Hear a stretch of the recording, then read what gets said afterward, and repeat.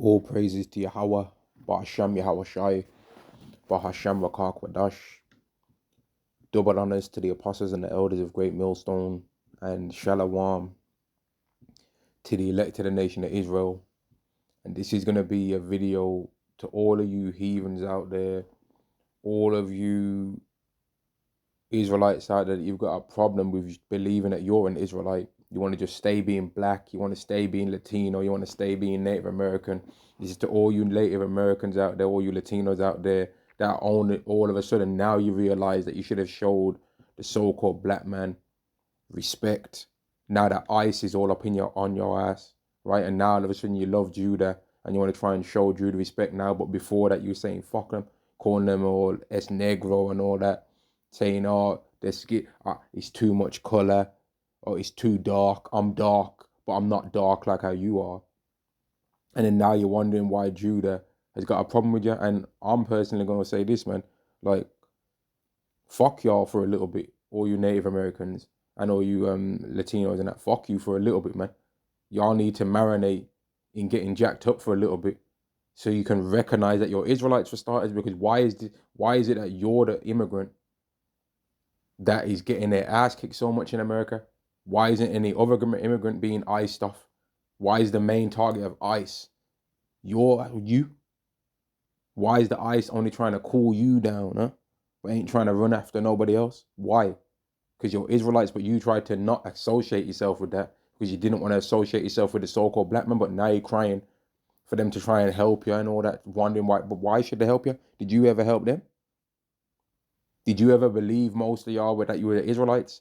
I even seen videos where the apostles are out with one of the elders, Elder Sakaran, and when Apostle Ara Yamlab's with the Apostle Gabar and Apostle Rakar, and even though Apostle Gabar, Rakar, is actually Northern Kingdom, but people always mistake him for being Southern Kingdom, right? And they always trying to not rock with not rock with Jake, and they always be trying to ask the Apostle Ara Yamlab, or they be trying to ask the Apostle ask the Elder Sakaran what they're doing with Apostle Gabar and Apostle Tahar, as if they ain't known them for decades, man. And it's highly disrespectful. And then on top of that, we've got all the things that Esau's done to us, right? Then on top of that, we've got all the things that Eve's done to us. Then on top of that, we've got all the things that Jake himself of the Southern Kingdom have done to us, man. Right, and then on top of that, there's all the things that you Native Americans and Latinos yourselves have went through that makes you have anger towards Judah, because Judah's grieved you and you've grieved Judah. We've both grieved each other, man. Both kingdoms of our kingdom, of our nation, have grieved each other, man. But at the end of it all, which is what this lesson's about, at the end of it all, we still rise to the top anyway. And this is a warning to all of you people out there. Enjoy that we're down now. Because once we're up, we're never going to be down ever again. So enjoy it now, right? Us, Judah and Benjamin and Levi and Gad and Reuben and Manasseh and Ephraim and Asher, Issachar, Naphtali, right? Zebulon. We're all going through what we're going through and all that right now. But the end result is that we rise to the top, and we're going to end up under the new covenant. And once we're under the new covenant, none of you people are going to be able to ever make us shed a sorrowful tear ever again. Right? And this is a warning, man. I already, like, we can give this, we're allowed to give this world warnings, man. Right?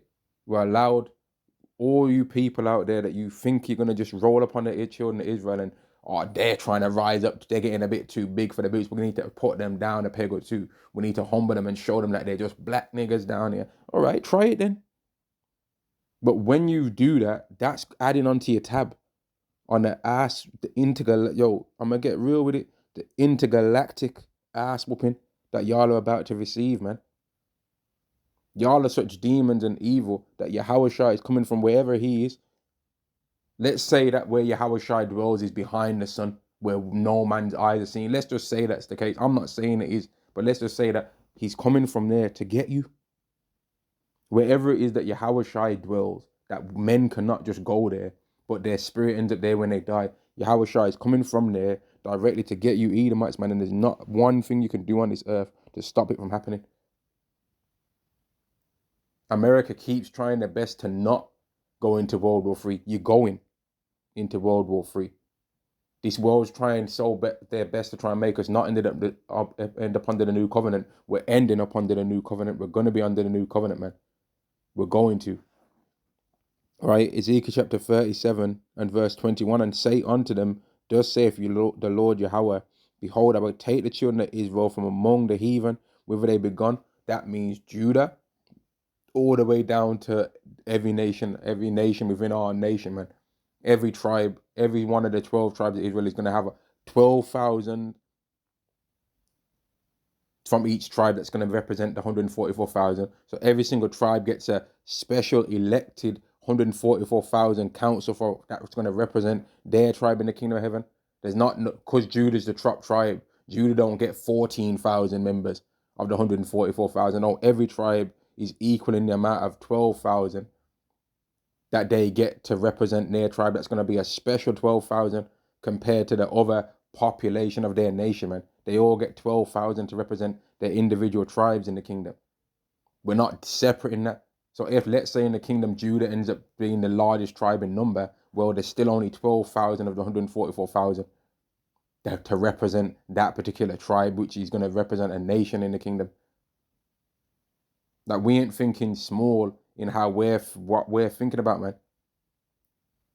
We've got big plans on what our nation's going to receive, way bigger than what's going on down here. If you think that Esau is all up in everyone's business with how he's watching everyone, we're going to be all up in people's business too. But we're going to be up in people's business righteously. Like, in this world right now, people don't ask Esau to really get involved in what's going on in their country. He just sticks his nose in.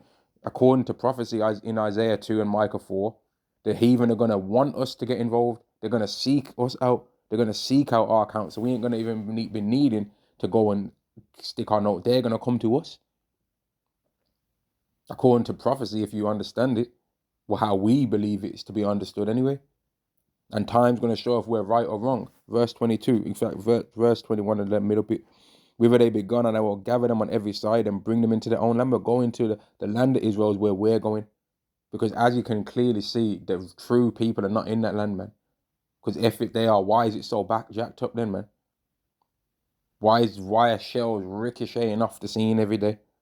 Verse 22, and I will make them one nation in the land upon the mountains of Israel, and one king shall be king to them all, and they shall no more be two nations, neither shall they be divided into two kingdoms any more at all.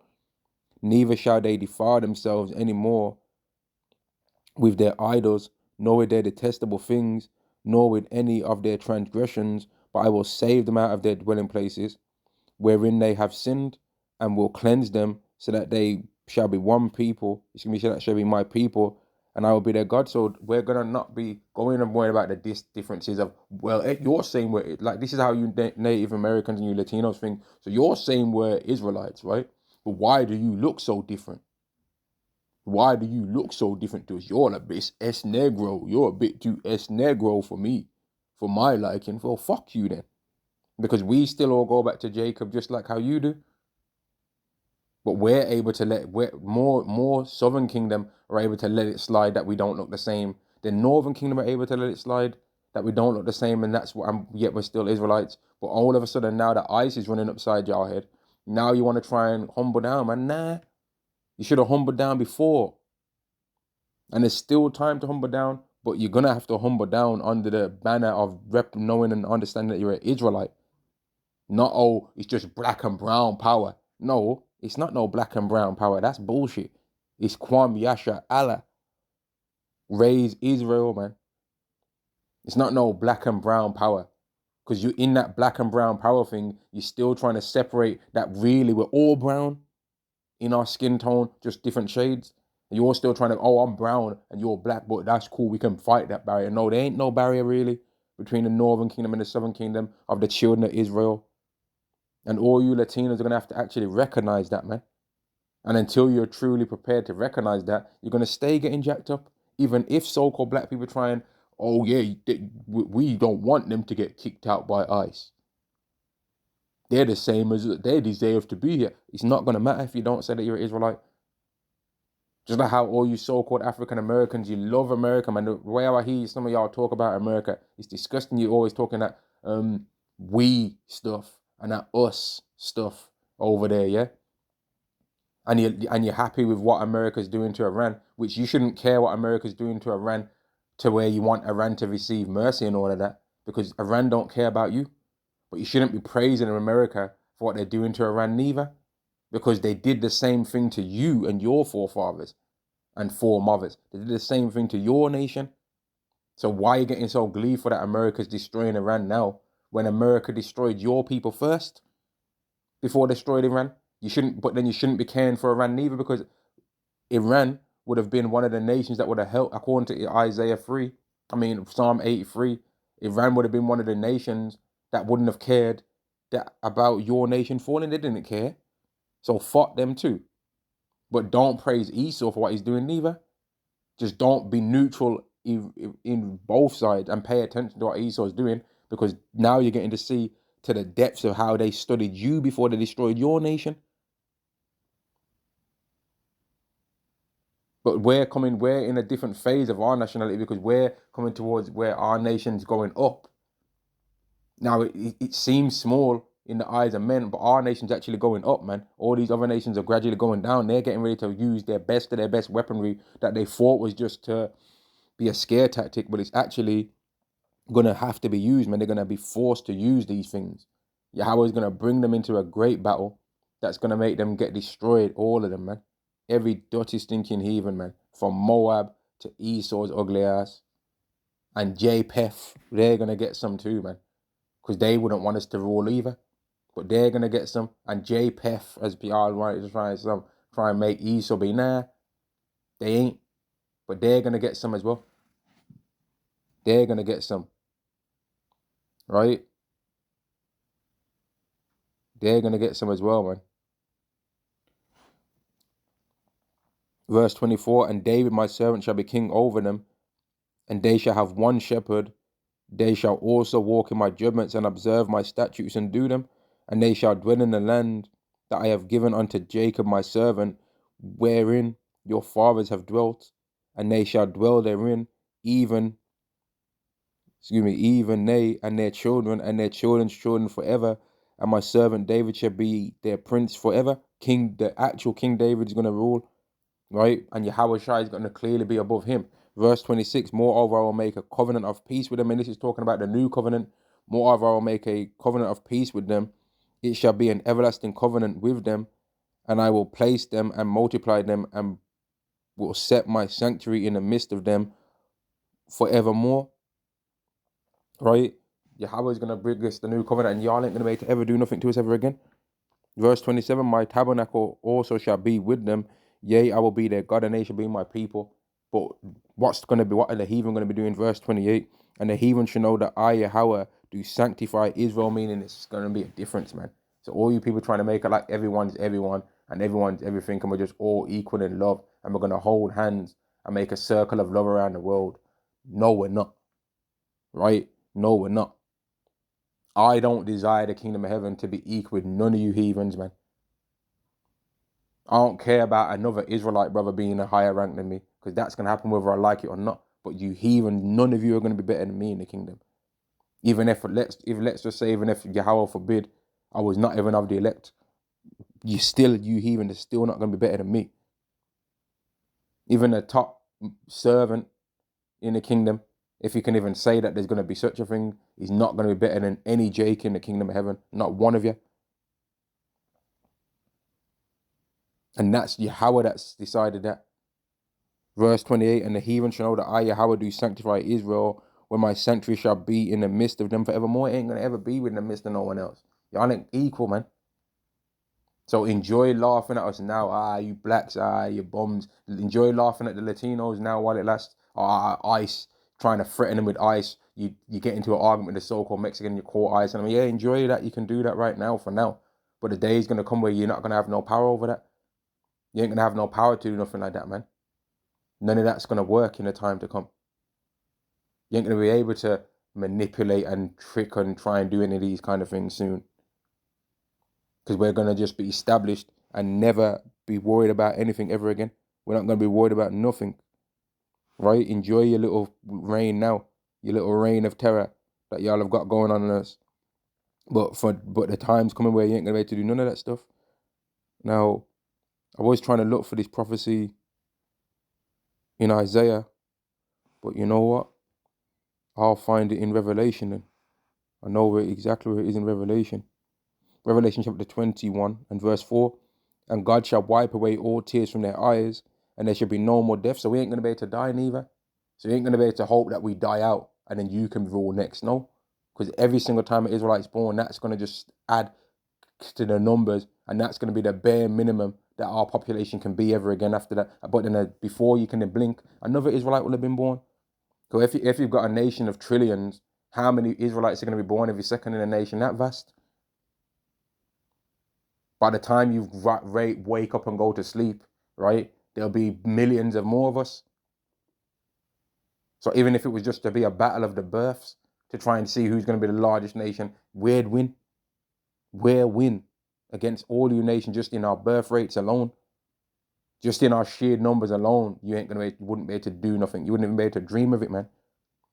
You're going to be so outnumbered. It's going to be ridiculous. It's going to be ridiculous, man. But then y'all are going to have to get y'all numbers up too, because you need to serve us. So there's going to be a large portion of y'all too. But we're going to be greater in a one mindset of nations. All the multitude of heathen will be more vast than the children of Israel. But if it was to go nation by nation, I can't see how the nations, any one nation could be more vast than us. But yet we will be less in number, if you want to say, compared to all the heathen in the world. Because then how else would they be able to serve us? Right? You can't, it would be impossible for them to serve us properly if we were a bigger number than them, than every single heathen on the earth in general. That's just my understanding of how I think it would go anyway. I don't think it would make sense, but let me go into this. Let me see something. Right, so the prophecy is in Isaiah 65 and 19. Let's go to it in there. Isaiah 65 and 19. To let you see that it's actually talking about Israel, that prophecy.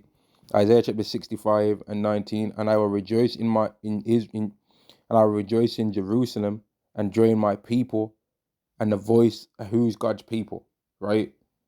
And the voice of weeping shall no more be heard in her, nor the voice of crying, right? The Israelites are going to be set upon a high ranking, man, a high level. And none of you people are going to be able to do anything about that. You can't do anything about it. Esau right now is trying his best to stop World War III going on. Oh, have a ceasefire. Mate, they just like, shut your mouth, because Yahweh's making them do it. They're like, mate, we ain't ceasing nothing. And let me say something on this light of the Gentiles thing that y'all always talk about too, man. Yeah, we are going to be a light to the Gentiles, and we're going to light up and spark up Europe. Yo, we're going to light up yourself, you see, in the kingdom, and we're going to light up yourself. We're going to be in a Benjamite way, man. We're going to light up your. We're gonna be a light to the Gentiles, man, for real, bro. We're going to light up your, yo. We're going to be a light. We're going to light up, spark up all the Gentiles, man, in the kingdom. You people always trying to expect us. You want us to not be the chosen, but then you want us to be a light to the Gentiles. Which one is it, man? Which one is it? Are we a light to the Gentiles, or are we not a light to the Gentiles? Which one?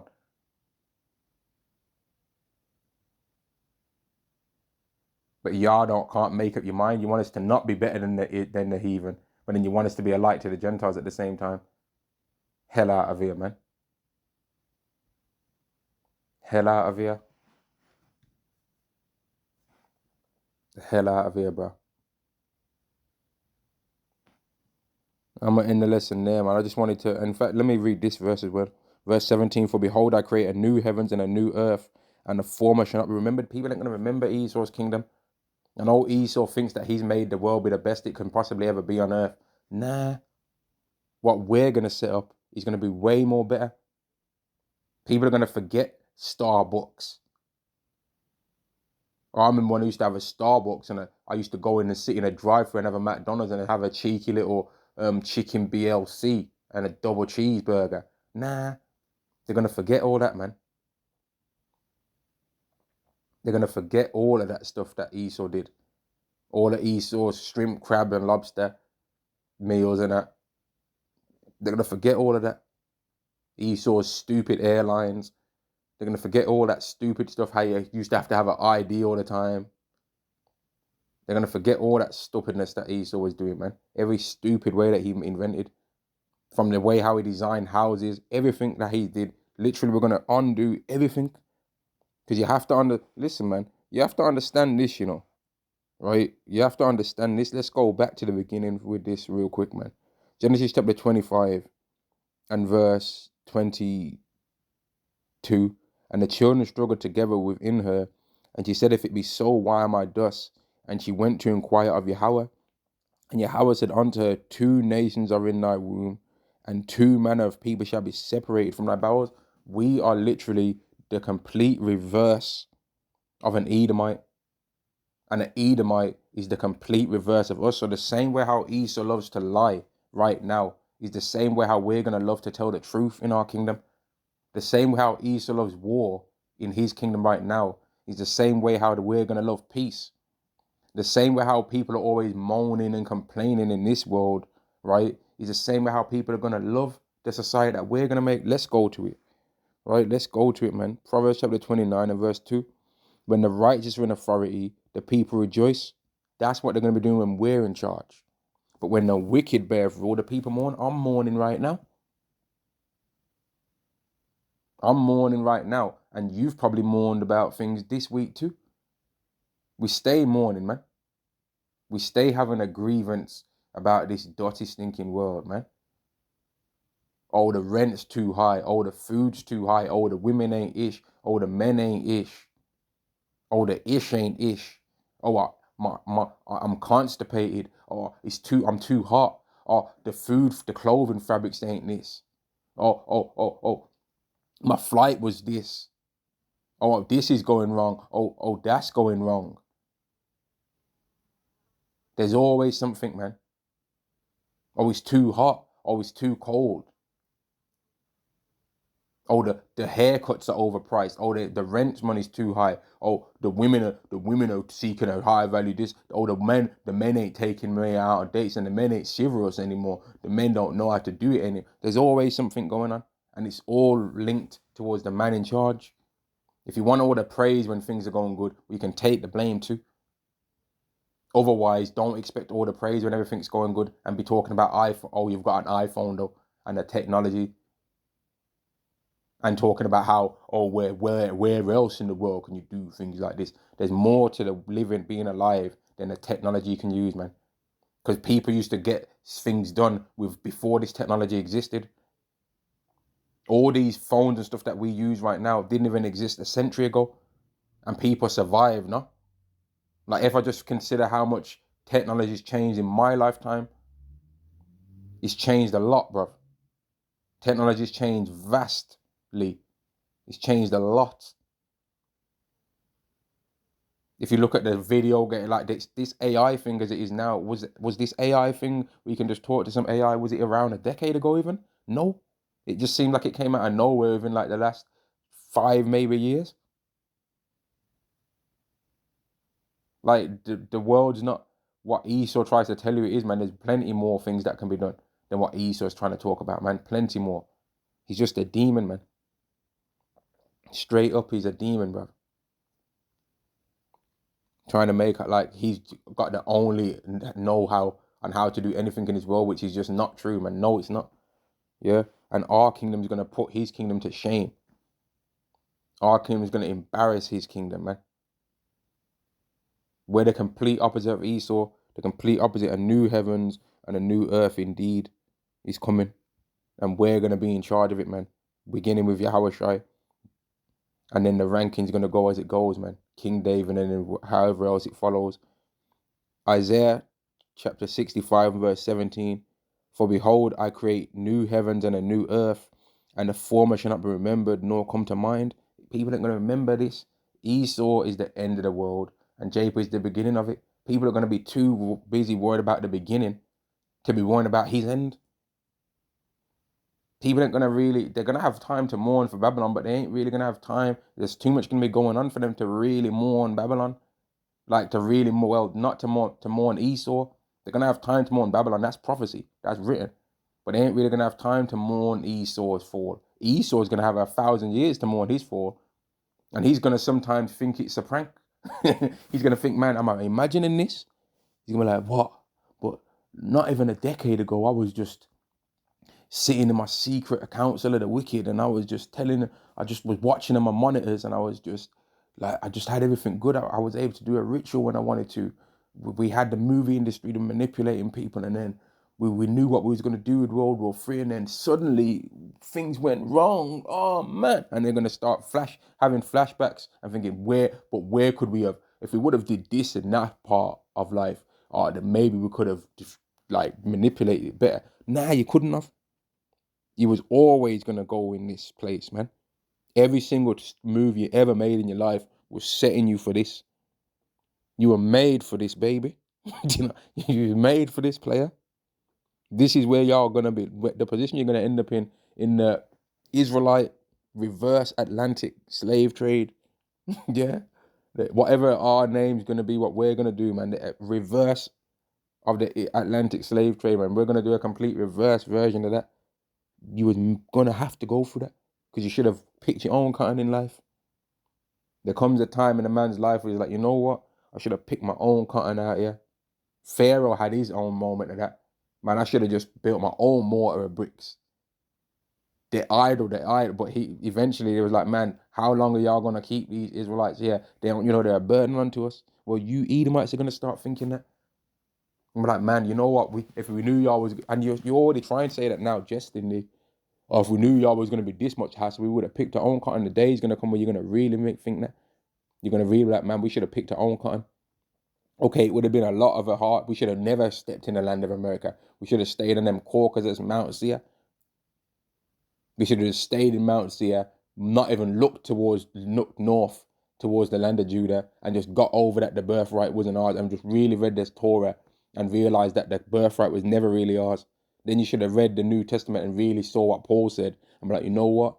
Yeah, true does say that before we did any good or evil, that it was never ours anyway. So let's let it slide, man.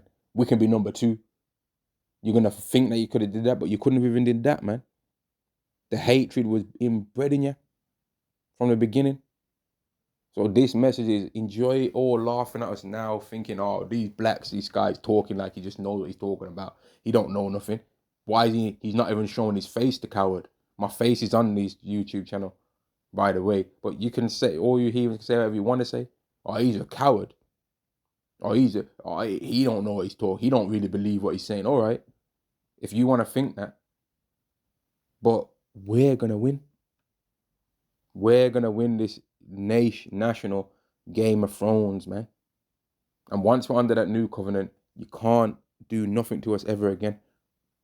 Now, I think it would be fair for me to show what the new covenant is for those that don't know. And I'm going to use the Old Testament to show what the new covenant is. Jeremiah chapter 31 and verse 31. Behold, the days come, saith Yahweh, that will make a new covenant with the house of Israel and with the house of Judah. Right? The new covenant is never mentioned as being with everyone. Show me a Moabite in there.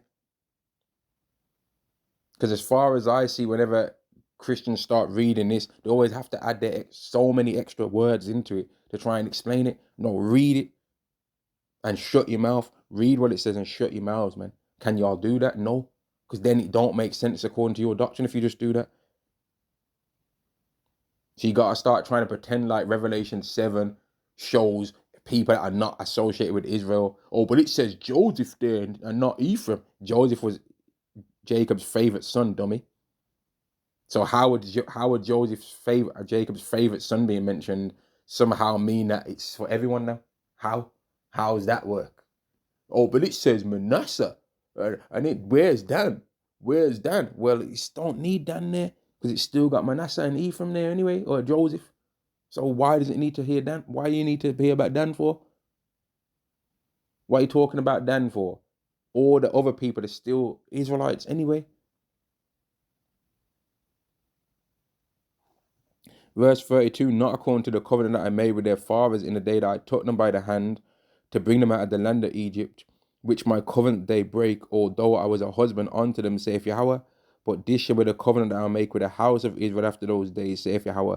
I'll put my law in their inward parts and write it in their hearts, and I will be their God, and they shall be my people, and they shall know, and they shall teach no more every man his neighbor, and every man his brother, saying, Know the Lord, know Yahweh, for they shall all know me from the least of them unto the greatest of them, saith Yahweh. For I will forgive their iniquity and remember their sin no more. Once we're like that, y'all can't do nothing to us ever again.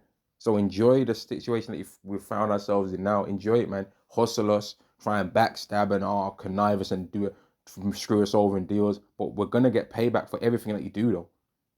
Everything that you do, every conniving trick that y'all do, we're gonna get revenge for every single part.